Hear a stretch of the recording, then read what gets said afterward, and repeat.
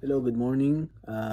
Mapagpalang umaga na namang muli sa ating lahat diyan sa Pilipinas. Actually, araw pa rin dito.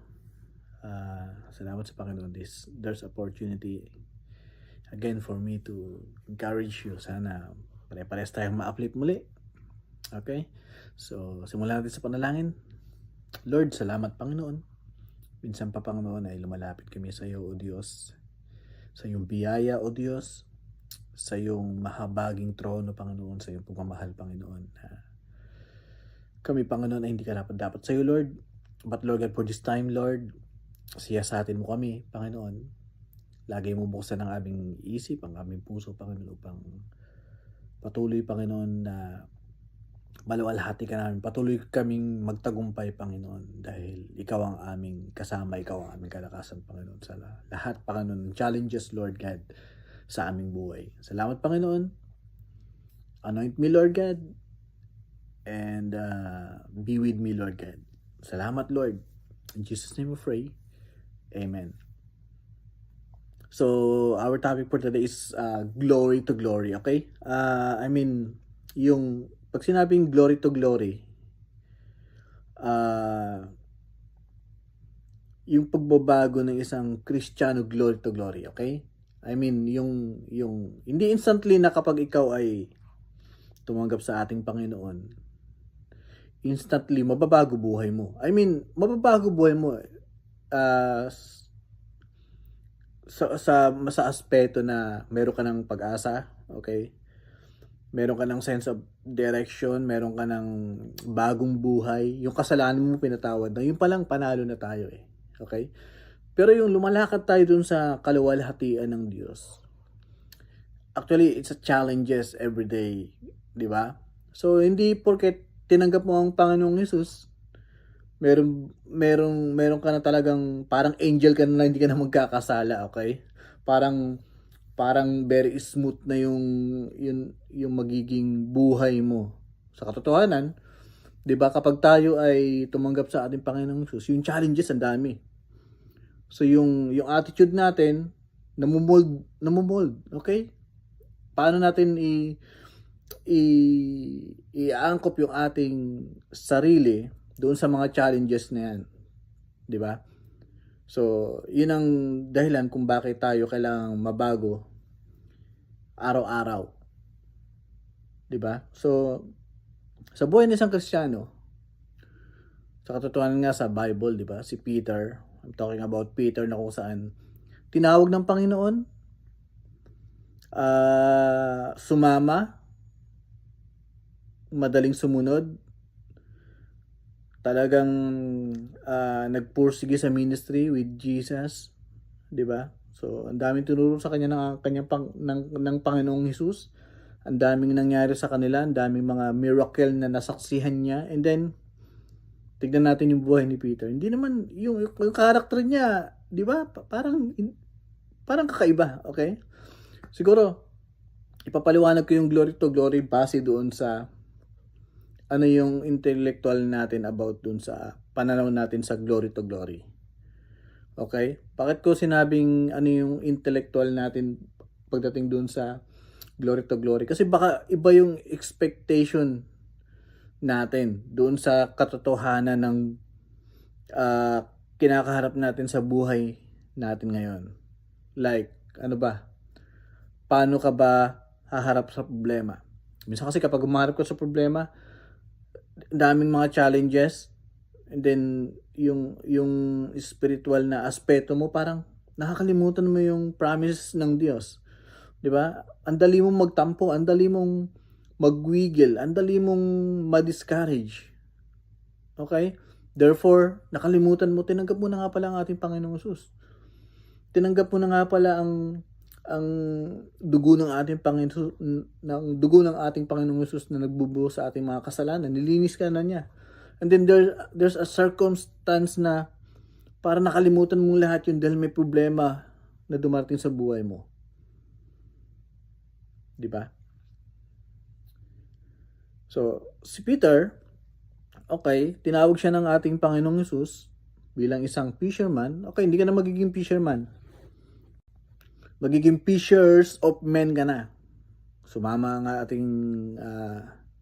ang ating Peter. Okay? Peter was a fisherman in Galilee before meeting Jesus. And then, nung na-meet niya si Jesus, naging fishers of men siya. Okay? Called by Jesus, Peter to be one of his 12 apostles. Okay? So, ang nangyari kay Peter, naging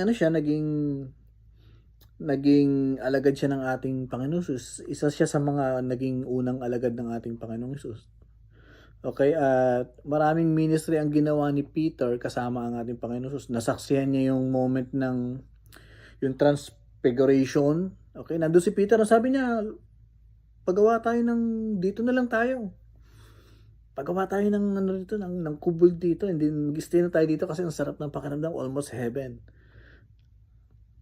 Okay, and si Peter, alam naman natin, siya yung sabi, dadaan sila sa akin bago kanila o something blah blah blah, okay?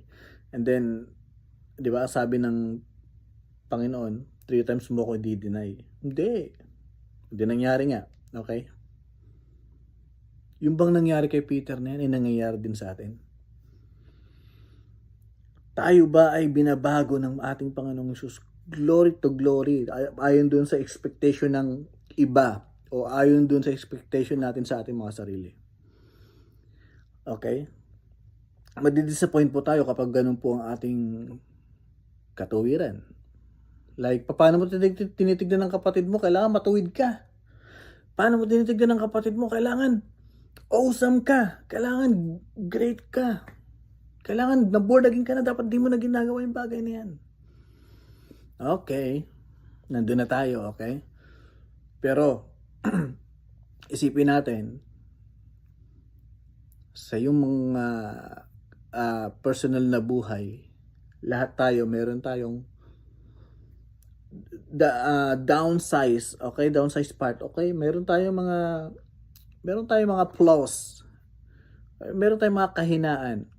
Sa Bible, hindi pwedeng or hindi masamang mag-judge ka, di ba? Sabi sa Bible, kung tatanggalin mo yung puwing sa mata ng kapatid mo, kailangan yung mata mo sobrang clear para makita mo kung saan banda yon at walang may pipinta sa'yo. Ba't mo tinatanggal yung puwing ng mata ko? Sa'yo nga meron. Di ba? Hindi pwedeng, hindi masamang mag-correct. Ang mahalaga lang, alam mo sa sarili mo at ginagawa mo yun na may pagmamahal. Okay? So si Peter, very kumbaga sa sarili niya, eto ako, mahal mo ba ako? Mahal kita. Okay? Nangyari yun nung conversation with Jesus and him, di ba? Hindi mo kita tatwa? Hindi. 3 beses mo kita tatwa? Hindi. And then meron instance doon na nagmi-ministry na siya, napulaan pa siya ni Paul na ipokrita ka dahil ginagawa mo yan sa harap lang ng nila, di ba? So there's applause. Merong mga kahinaan, merong mga shortcomings sa buhay natin na mahirap nating i-overcome. I-accept natin yung mga bagay na yan. That's why we need God lagi. Kailangan natin ang Diyos lagi sa buhay natin para mag-glorify natin siya. Paano? Laging sa mga bawat sitwasyon ng buhay natin. Alam niyo ba ako, very struggle ako sa panahon ngayon about that, okay? Lagi ako nanghihingi sa Diyos ng paumanhin, Lord, sorry Lord, nakakalimutan yung mga panalangin ko na alam ko naman on the process mayroon nang nagmo-move na siya.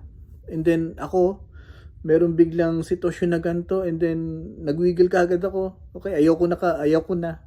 I'm sorry Lord. Di alam ko sa sarili ko na kapag tinugon ng Diyos ang panalangin namin na yun, maraming magagawa ang Diyos sa buhay ko. Marami siyang gagawin sa buhay ko kapag dumating na yung answers prayer na yan. Minsan pa itong pagkakataon na to, piliin natin maging makatuwiran sa harapan ng Diyos. I'm talking about your conscience. Okay? Ang sabi naman sa Bible, wala tayong magagawa as Christian organization sa government natin. Yung government natin, kung sila ay mailuluklok, marami silang pananagutan sa Diyos kung sila ay gagawa ng hindi katuwiran ng Diyos. Pero tayo, wala tayong magagawa. Ang tanging magagawa lang natin, we need to pray for them. Okay? Binabago tayo everyday sa ating buhay ng Diyos. Glory to glory. Paano na naman to? Paano natin i-identify yung pagbabago? O yung paano natin i-define yung pagbabago sa buhay natin? Okay? Ang Diyos, banal siya, makapangyarihan siya, creator siya, okay? Omnipresent siya, omniscient siya, sobrang great niya, okay? Yung majesty niya, hindi mo kayang sukatin. Ano yung attribute na binigay niya sa atin? Ang sabi niya, magpakabanal kayo sapagkat ako'y banal. That's the concept of being holy sa ating pang-araw-araw na buhay. It is possible na maging banal ka sa araw na to, and then kinabukasan hindi ka banal. Pwede po. Pwede. Sa katotohanan nun, tinanggap mo ang ating Panginoong Hesus, pinakilala sa iyo ang ating Panginoong Hesus, ang unang ginawa ng ating Panginoong Hesus sa buhay mo, pinatawad ka niya sa kanyang mga kasalanan. Pag sinabing pinatawad ka ng ating Panginoong Hesus sa ating kasalanan, okay, pinatawag ka ng Diyos pamamagitan ng dugo ng ating Panginoong Hesus kasi hindi tayong kayang harapin ng Diyos. Therefore, ang ginawa niya, ito yung anak ko, ito yung Jesus na to, magbububo siya ng dugo niya para mapatawad ko kayo sa inyong mga kasalanan.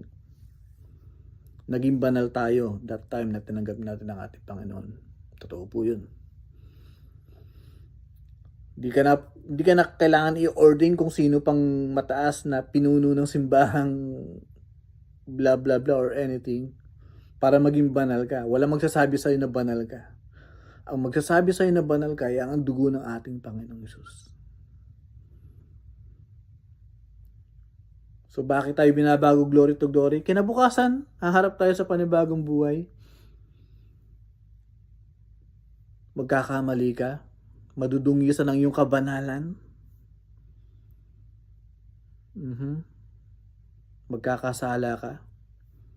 Yung white robe mo magkakaroon ng putik uli yan unti-unti. Dati nung hindi mo pa kilala ang Panginoong Hesus, yung conscience mo kung gaano na lang ikaw magsalita, kung gaano ka na lang manakit ng kapwa mo, di ba? Ang dami.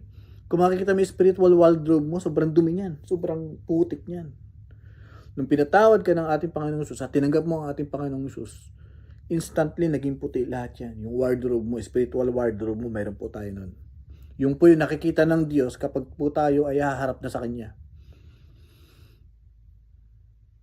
Kinabukasan, nadungisan, konti. Okay, dahil nakapag-commit ka ng dahil katatanggap mo pa lang nakapag-course ka, nakapagmura ka. Meron namang stay niya, konti. Okay. Kinabukasan, na-time ka, okay? Alam nyo ba yung pagkain ng marami, yung gluttony? Kasalanan po yun, okay? Yung gossiping, yung pagchichismis, kasalanan po yan. Yung pagsisinungaling, yung pagdidinay, yung white lies, kasalanan po yan. Dami po nating kasalanan, totoo lang. White lies, gossip, okay? Na-time kang something na, okay, parang, akin na lang to, okay? Greedy. Dami, okay?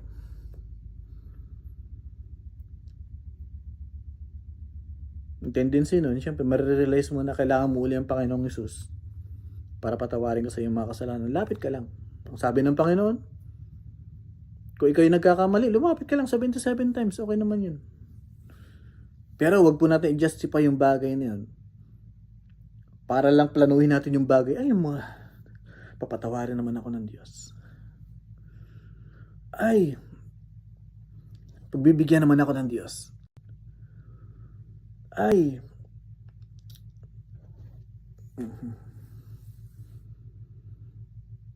ano kaya? Minsan pinaplano mo pa, di ba?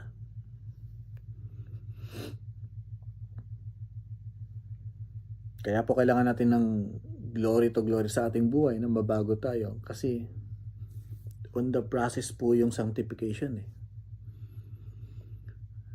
Di ba? Magugulat na lang tayo, layo na natin dun sa buhay na kinagis na natin before. Bakit? Kasi alam na natin na pang araw-araw na buhay, pipiliin natin ang kaluwalhatian ng Diyos sa buhay natin. Lagi tayong merong dalawang choice. Ang sarili mong pagpili o ang pipiliin mo ang kalooban ng Diyos. You cannot blame other kung bakit nangyari sa buhay mo to. You cannot blame other sa mga decision sa buhay mo dahil nagkamali ka. Lagi pong naka-engage ang ating isip, ang ating puso sa mga bagay na ginagawa natin sa buhay natin. Lagi pong may pagkakataon sa buhay natin na mayroon po tayong kailangan piliin. Well, practically speaking, di ba? Madali naman natin ma-justify yung bagay na yan. Okay, Lord, pipiliin ko to kasi parang ito yung kalooban mo. Ako, lagi po ako nanalangin, Lord, itong bagay ba na to ay naka-inline sa kalooban mo? I make a decision for sure, pero yung grace mo malawak, Lord eh. Baka mintis to. Baka ito ay sablay. Pinipili ko na lang yung habag ng Diyos na baka ito nga ay pwede o hindi. Kung hindi, malaki namang chance sa puso mo na, ay, hindi ito kasi, malalaman mo naman yun. Bakit? Yung katuwiran ng Diyos pa ay nandoon. Yung kalooban ba ng Diyos ay nandoon. Okay? Piliin natin sa maliit na bagay. Sa mga estudyante, okay? Ikaw, nag-aaral ka pa lang, pinapaaral ka ng nanay mo, okay? You're supposedly doing your priority, right? Sabi ko nga sa inyo, kung kayo ay galing sa church at pagdating sa bahay ay katitisuran kayo ng inyong mga magulang, meron tayong malaking problema dyan. Okay? Kailangan pagdating sa bahay nyo, pagpapala kayo. Pagdating sa eskwelahan, pagpapala kayo dahil galing kayo ng Bible study kagabi. Okay? Or, pagdating sa inyong mga kapatid, mga magulang, kayo yung pinaka-sweet. Kayo yung pinaka-masipag. Bakit? Kasi galing kayo ng church. Ini-imply niyo yung word of God doon sa buhay niyo araw-araw sa mga estudyante. Diba?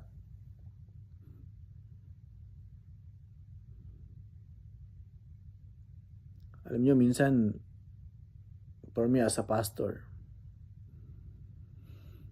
ayoko yun yung anak ko dyan.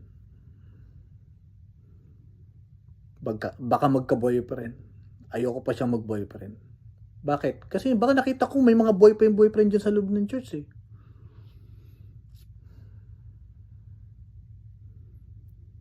Baka nakita kong may mga yung mga camp na inaatinan nyo, nade-develop yung relationship nyo sa kapwa nyo Kristiyano. Hindi pa naman dapat kasi mga estudyante pa lang kayo. Supposedly yung camp na yan nade-develop yung relationship nyo sa Panginoon.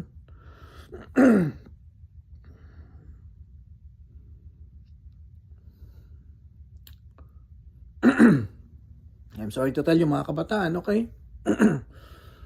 Pero Ito bang ginagawa natin yung mga bagay na to ay kalooban ng Diyos?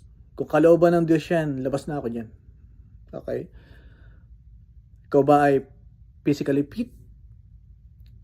Ikaw ba ay financially stable? Ikaw ba ay emotionally stable? Okay? Magaling ka na ba sa eskwelahan mo? Alam mo na ba ang kalooban ng Diyos sa buhay mo? Kung yung mga kategorya na yan ay meron na sa buhay mo, labas na ako dyan, okay?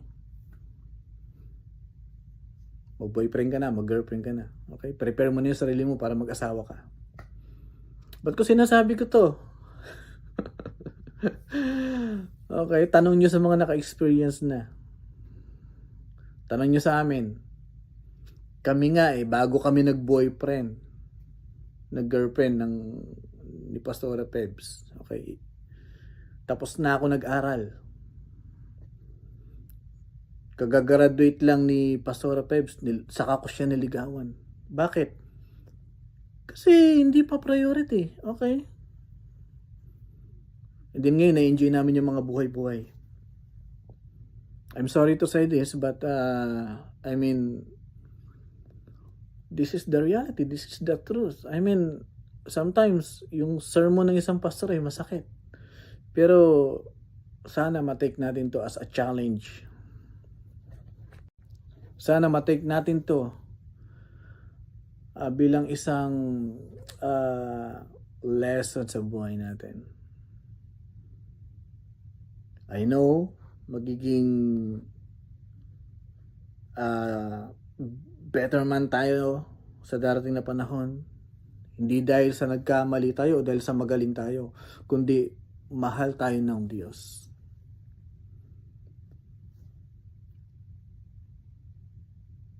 Grabe yung glory to glory, di ba? Kala natin glory to glory araw-araw, okay? Hindi po. Araw-araw, kailangan mo ng decision, pero it's a long way run, okay? Hindi mahalaga na mabilis ka ngayon, okay? Masipag ka sa ministry, hindi yun ang kategory. Remember si Paul, ang sabi niya, kailangan niya lang magpatuloy dun sa race. Ano yung race na yan? Yung kalooban ng Diyos sa buhay ko. Hindi kayo hinto, hindi ka atras, patuloy ka. Kung mapagod ka, hindi maglakad ka, magpahinga ka. Okay? Actually, practically speaking, nangyayari sa spiritual life natin yun. We are sometimes discouraged. Oftentimes, tayo ay, alam mo yon, tayo ay nanghihina spiritually. Tayo minsan ay pagdating sa decision making, hindi natin alam kung anong gagawin natin. Struggle yun, di ba? We need God in every day sa ating mga buhay. But this is the encourage naman na bibigay ko sa inyo. Si Peter, nung siya ay tinawag natin Panginoong Hesus, kasama niya ang Panginoong Hesus, ang tatag niya sa ministry, pero may flaws siya, meron siyang shortcoming, madali siya magalit. Okay? Tayo ba like Peter? Kasama mo ang Panginoong Hesus, tapos galit ka pag doon sa kabilang, alam mo yun, doon sa kabilang dimension ng buhay mo, ganun yung ugali mo. Peter is just like that, okay? And Peter, nung siya ay na-discourage, okay, ang daming problema, ang daming hardship. Ang ginawa niya, nakingsda na lang din uli siya. Tinawag na naman siya ng ating Panginoong Hesus, okay? Tulad ba tayo ng ganun? Tulad ba tayo ni Peter? Namuhay na tayo sa ministry, na-discourage ka, ayaw mo na mag-ministry, ayaw mo na umatid kasi napagalitan ka. Si Peter, ganun po nangyari sa kanya. Dito na naman, tinawag na naman siya ng ating Panginoon. Okay? Kasama na naman siya. Sabi ng ating Panginoon, okay, pag-alis ko, hintayin niyo yung Holy Spirit. Na-receive nila ang Holy Spirit. Kasama si Peter, naka-receive ng Holy Spirit. Ginawa nila, nag-preach sila, 2,500 na mga naligtas. Okay, mga napagaling. Pero pagdating sa ministry, doon sa core mismo, napulaan siya, na ipokrita siya. We just like Peter, okay? Na-receive natin ng Holy Spirit, and then nagka-problema pa doon sa loob ng church, okay? Ipokrita ka, ginagawa mo itong mga bagay na to, okay? We're just like Peter.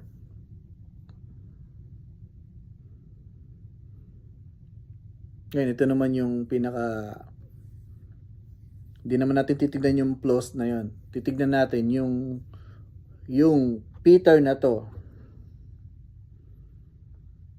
ay naging bahagi, nagkaroon ng bahagi sa buhay natin ngayon. Bakit? Kasi kung wala yung mga apostles na nag-eager talaga na sumunod sa Diyos, either na meron silang mga kanya-kanyang problema, wala tayong salvation ngayon na ini-enjoy. Di ba? Si Paul, ganun din. Walang perfecto sa buhay na bawat isa. Ang perfect lang sa atin ay yung tinanggap natin ang ating Panginoon Jesus, dahil ang perfect lang naman si Jesus. Di ba?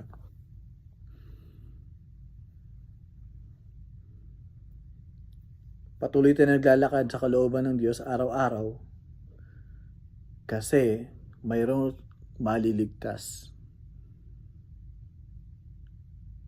Yun lang ang titignan natin. Babaguhin tayo ng Diyos kasi gagamitin tayo ng Diyos para mayroong maligtas, para mayroong makapag-share ng salvation.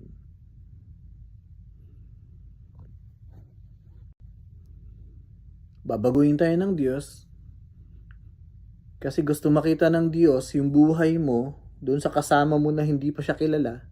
Ikaw yung magiging representation niya para may paliwanag mo yung salvation sa kanila.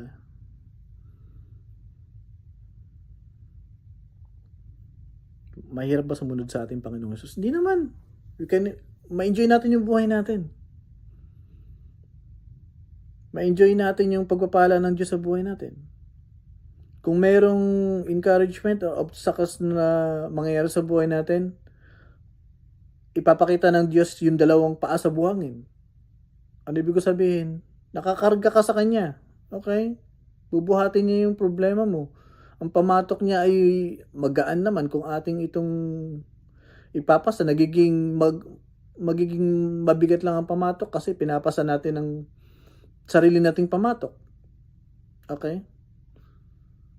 Pwede tayong manalangin sa mga bagay na gusto natin.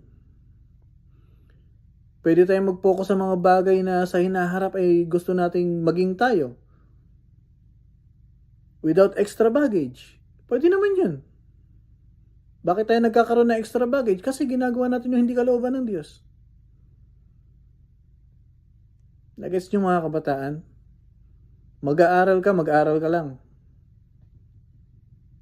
Hindi ka pa ready. Sa mga kananayan, magtrabaho ka dahil kailangan ka ng mga anak mo, dahil pagpapalain ka ng Diyos kasi mayroong kalooban ang Diyos sa mga anak mo, ikaw yung gagamitin.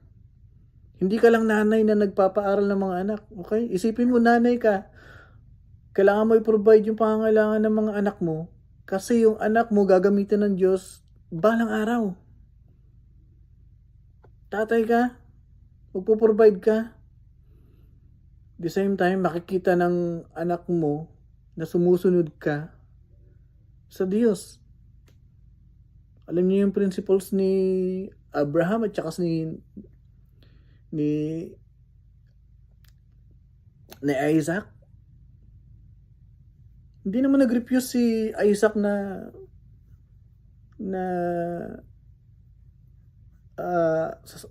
alam mo yung malapit talagang igaganon niya na. Okay? Hindi naman nag-refuse sa Isaac. Bakit? Alam kasi niya yung tatay niya sumusunod sa Diyos. Anak, kalooban ng Diyos to. Patawarin mo ako. Oh my goodness, ang hirap nun.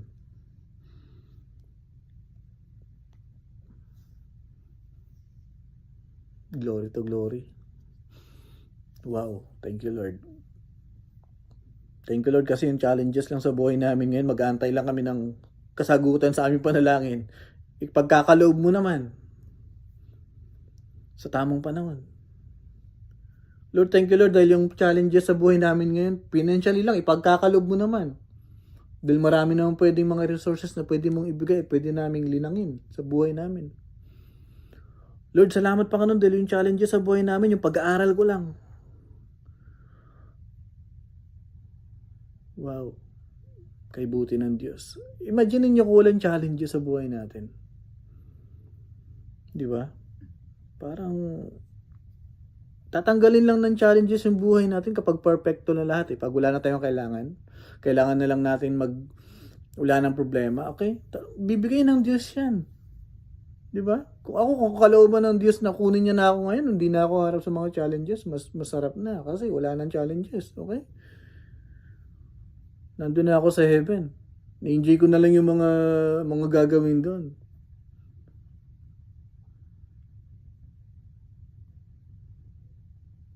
Salvation. Pagtapos natin ng salvation, we need to walk righteous, with the righteousness of God. We need to pray. If you receive salvation, you need to pray and walk in the righteousness of God. Tapos ito yung prayer mo, yung nakalooban ng Diyos. Tapos ang dami mga challenges na maharap, di ba? And then you keep on walking with faith. Okay? Sa ganun pala, binabago ka na ng Diyos araw-araw, di ba? From glory to glory. Pasensya na mga kabataan, okay? Medyo I'm very sorry. I'm very, very sorry. Alam niyo naman ako, okay? I'm just sharing the word of God. Paminsan-minsan lang to, pagbigyan niyo na ako.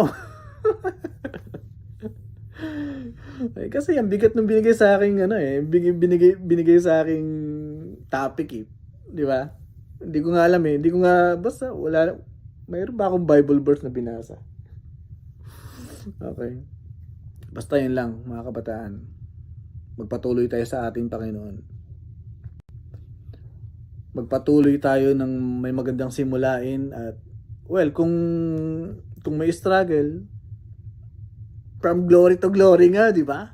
Kung may struggle, from glory to glory, tutulungan tayo ng Diyos.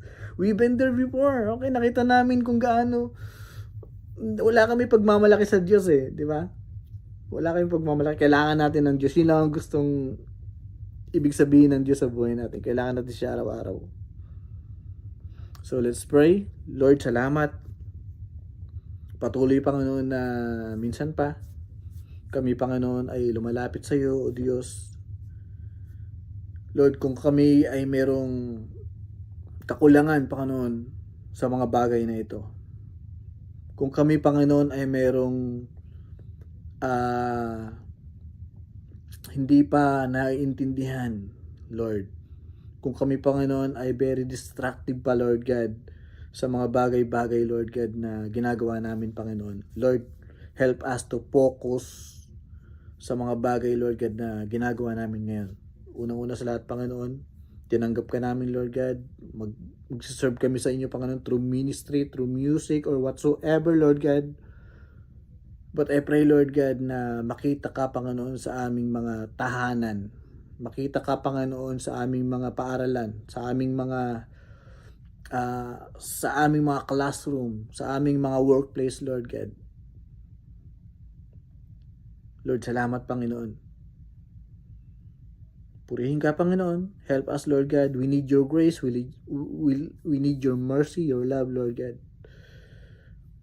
Sa gayon, Panginoon, mabago, Panginoon, ang aming intellectual na pananaw, Panginoon, about how to live a Christian life and how to be like you, Lord God. Your holiness, your love, your mercy, Lord God, and your compassion, Lord God. Ganda naman sa aming Panginoon, sa aming mga buhay, Panginoon, yung compassion para sa iba, Lord God.